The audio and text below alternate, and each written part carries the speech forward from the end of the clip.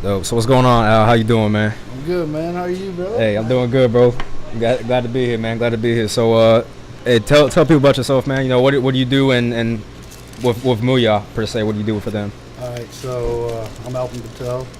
I'm a franchisee for Mooyah here. We're the best burger spot in the Hampton Roads and Virginia area. Better than Five Guys? Better than Five Guys, man. Listen, we're the only burger place that bakes our own buns every single day. We even bake our own hot dog buns in here. In the Hot dog buns. Hot dog buns. Okay. We serve the best hot dogs too. Hebrew National hot dogs. Really? Pure beef. That's correct, sir. Interesting. So can you tell me a little bit about what made you get into doing, I guess, food chains and Mooyah in particular? Like, what kind of led up to that? Okay, so my parents, they were franchisees for Subway. We used to own Subways out in Texas. Well, they did. Mm-hmm. And while I was working, I got laid off from a bank that I used to work for. Okay. The vice president for JP Morgan Chase. And I got laid off, and me and my friend happened to go out to lunch one day to a Mooyah, which was fairly new in our community. So we went out and checked it out. While I was eating a burger like you are, thought came across my mind like, wow, it'd be nice to own one of these because it's good food and it's a nice atmosphere, you know? And I got to investigating, and I found out that they were franchising and that they were actually giving out territories. So I came in and I bought about 4 territories out here in Virginia. Okay. And just started doing my thing, man. Started at 26. I'm 33 now, so I've been doing this for quite a while, and I wouldn't have it any other way. Nice. It's good to see young people of color doing, business moves like this, man. I mean, it's rare seeing that, and the fact that you're out here doing it so young is phenomenal. You know what I'm saying? It's all about getting the money, man. That's absolutely right. So, in regards to franchising, can you give me a little background as far as what goes into franchising and how somebody would even get involved in that? So most franchises, they require you to have a net worth of a certain amount. For Mooyah, when I started it, it was at $1 million, but now that we've gotten the cost of the franchise as far as building it and everything down, because we have a power in numbers. There's 100 franchises now. They require Nice. about $500,000 to start up the franchise. Okay. The initial franchise fee for your first store is about $30,000, and then each other store after that, they take a little bit off. Mm-hmm. One of these stores costs about $500,000 to build right now. Okay. I built this Hampton store for over $650,000. So in the past 5 years, you can see how it's dropped down about $150,000. So and the other thing that most people don't realize when you get into a franchise is you do have to pay a royalty. Royalty is every dollar that I sell, 6% of that goes to Mooyah. But Mooyah is one of the lowest in that regards. If you take Subway, for example, they're about 13.5%. So each dollar that you Oh, wow. sell, you got to give them 13.5%. And the reason why franchisors charge that is you're getting a discount by using their name. Correct. And plus you're getting free advertisement from them as well, so you're not really spending your own money. You're kind of spending your own money because you're giving them that 13.5, that 6% Right. every dollar you sell, but it's going to good use. You don't have to Right. go out and find people to advertise for you. It's like a So, tax, kind of. yeah, basically. Yeah, Okay. yeah. That the business charges to you because. Okay. Cool. That's not bad. That's not bad at all, man. So, you said you were a vice president of a bank and you had got laid off. Before that, what were you doing in life, and did you kind of see yourself being in this position that you're in now? Honestly, way back I did, then? man, because when I was in college and stuff, I didn't really care about going out drinking. I didn't care about going out chasing girls and stuff, because I knew that whatever I do, whatever I set my mind to, I want to make sure I make money. And that way when I'm 40, 50 years old, I ain't got to worry about, hey, my car broke down. Damn, where am I going to get this bread to fix it? If my car break down right now, I can go out and buy another car. Right. You know what I mean? So I was really, really motivated by money. When I was even in college, now I can do whatever I want. My friends, some of them that were in college with me, some of them are doing good, but some of them, they're like, hey man, how am I going to get this bread for my next rent that I got coming up? So money really motivated me. So in college, I really didn't do shit, man. I didn't really do anything. So are you saying that college is not the end all be all for success? I don't think it is, man, because you just got to find something you're good at, and then you gotta spin it to where everybody else feels like, dang, this is really cool. You know, if you're making hot dogs or whatever, if you got a special way to make hot dogs, and you get people to like that, you obviously gonna get people to come back and spend money on you. You invent something, Right. if it becomes useful for somebody, people are gonna buy it. So you don't need a college education. I mean, some of y'all need to stay in school, but some people, they can do without school. I got a couple of friends that didn't go to college, but they're doing about as good as me. So one's got his own landscape company out in Texas. Okay. And he's making over $200,000 a year. Yeah, as that's a good money. That's good money, man. You go to college, you spend $60,000-$80,000 a year.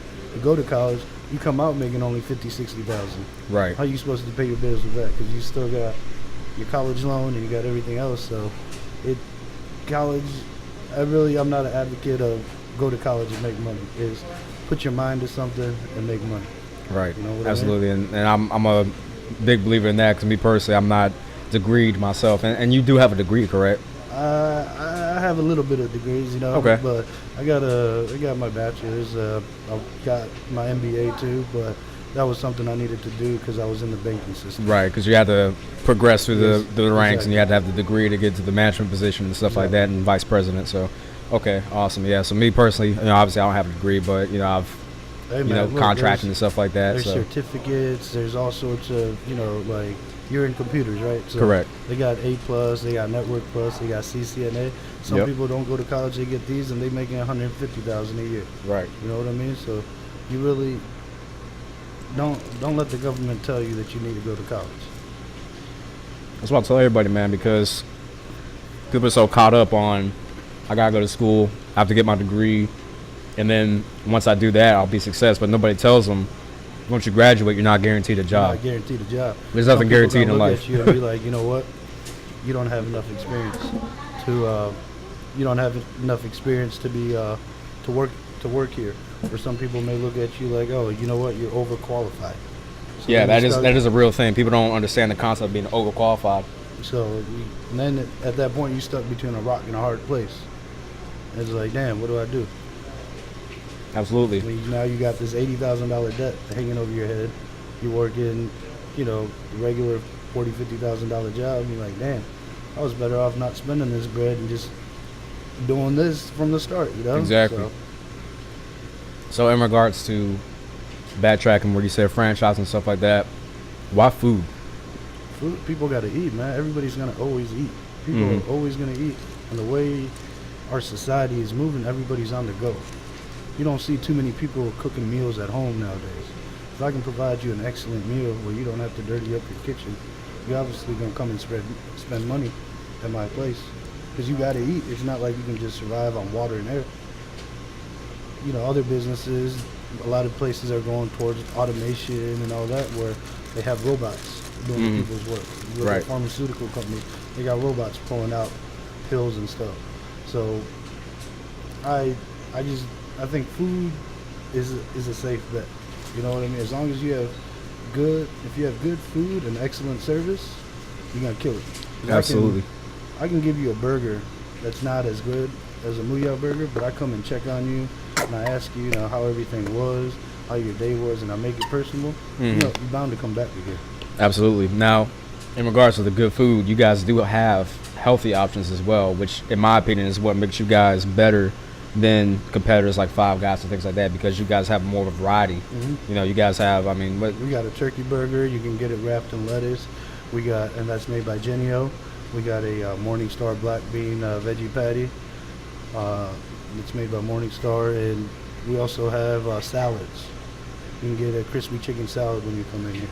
Fresh avocado, fresh tomatoes, fresh mushrooms, fried onion strings, applewood bacon, spring mix, and lettuce. All that. We even got sweet potato fries, Those are fire, man. Those are fire. People sleep on those, man. And I don't know if you had this or not, but if you mix the sweet potato fries with like maple syrup or any kind of syrup. Caramel. Yeah, use caramel. Oh, caramel? Yeah. Oh, I haven't tried that, man. I'm going to have to give that a try. Damn, caramel? That sounds sweet, man. That sounds like a dessert.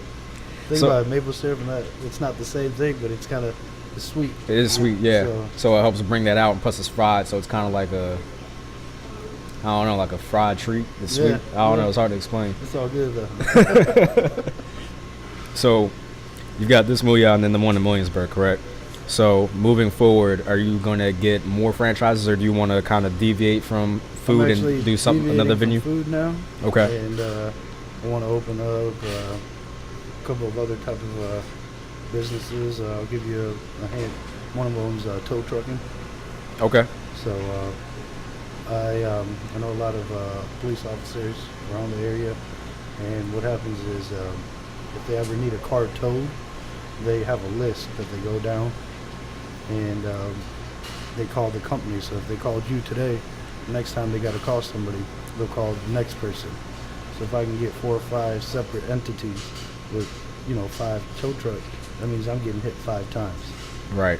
I got the bread to do that, so I can create my own door. I'm not Right. doing that. Exactly. You don't have to get no loans or nothing. You can just outright just be like, all right, I'm gonna buy Listen, X amount of trucks, if you're and then listening boom. to this, don't ever put yourself in debt. If you need something and you can't afford it, wait to get it. You know what I mean? Don't just because you got a credit card, don't go out spending $30,000 on your credit card, then making minimum payments, because that's how they get you. Yep. Because that $20,000 item that you thought you needed and you couldn't wait for, at the end of a year, at 6 months, it turns out to be a $35,000 item. Yeah, that's good advice, because a lot of people will say, yeah, I got this plastic, and go ahead and swipe it, and then end up Plastic fucking gonna get you themselves in over. trouble, man. It will, absolutely, man. It'll get you in trouble every time, because people, you may be able to afford the minimum payments, but they don't account for the interest that accrues over time. 29.99%. Come on, man.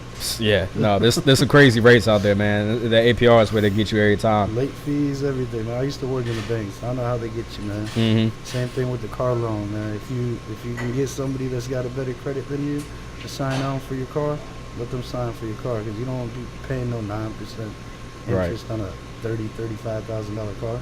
Exactly. Now, did you always want to be in business for yourself, or like did you get comfortable when you were as a vice president of the bank? That's a pretty prestigious position. That's pretty high up. So It was nice, but at the same time, in corporate America, man, it's like a revolving door.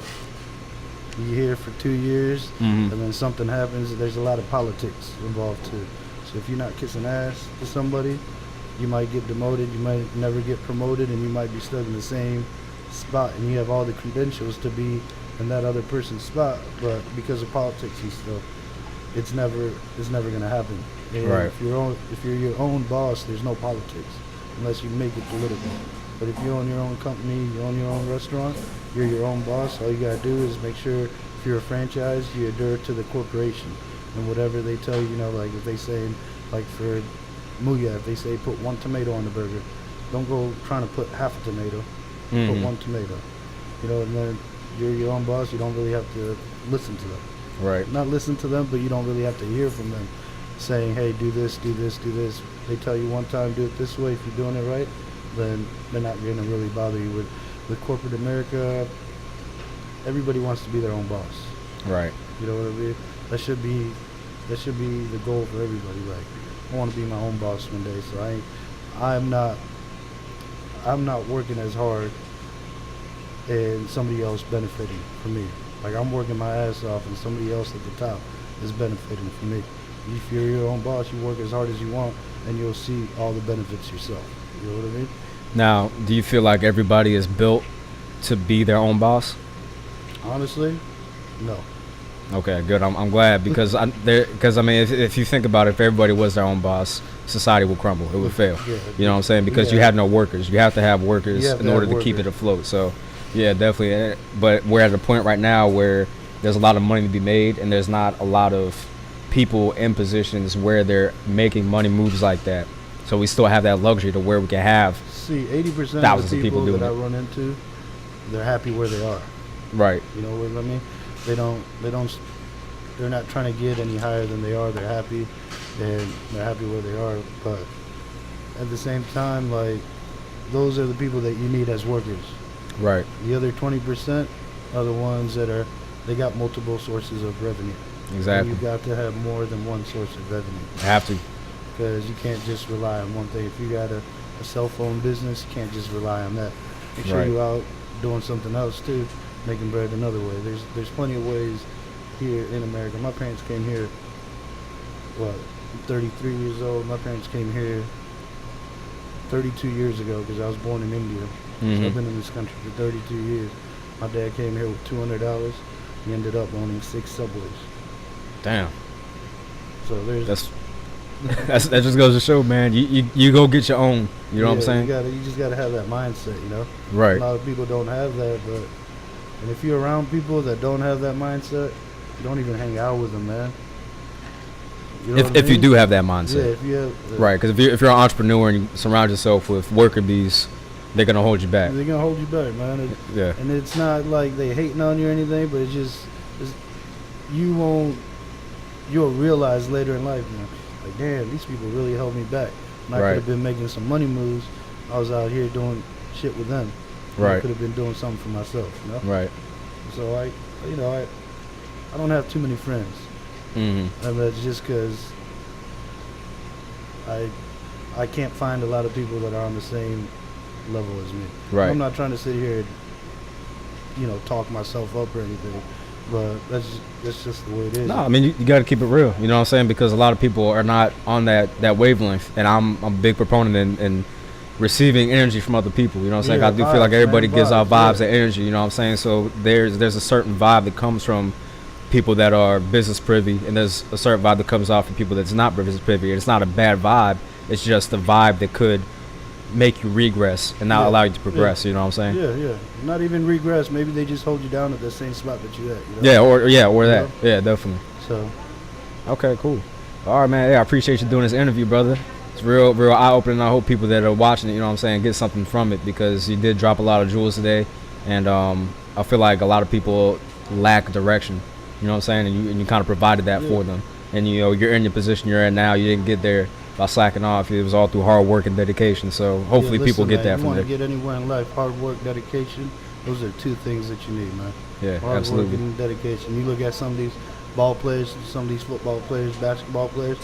You take Jimmy Butler, for instance. He's an all-star and stuff, but he works day in and day out to get to where he is. Right. And he's not happy to where he's at. He wants to strive for better. So he's still putting in. He's making $4 or $5 million a game probably, but he's still putting in 3-4 hours of work every day. Yep. You got other ball players that made it to the pro level, and that's it. Right. And they're just like, yeah, I'm good here. I'll ride the bench. You know what I'm saying? I'm good. I'm making $2 million, but you know what I mean. So Yeah. that's how I look at life. If you want something, you got to go get it. You got to work for it, and you got to have that determination to get it. Couldn't have said it better myself. All right. I appreciate you, brother. No problem, man.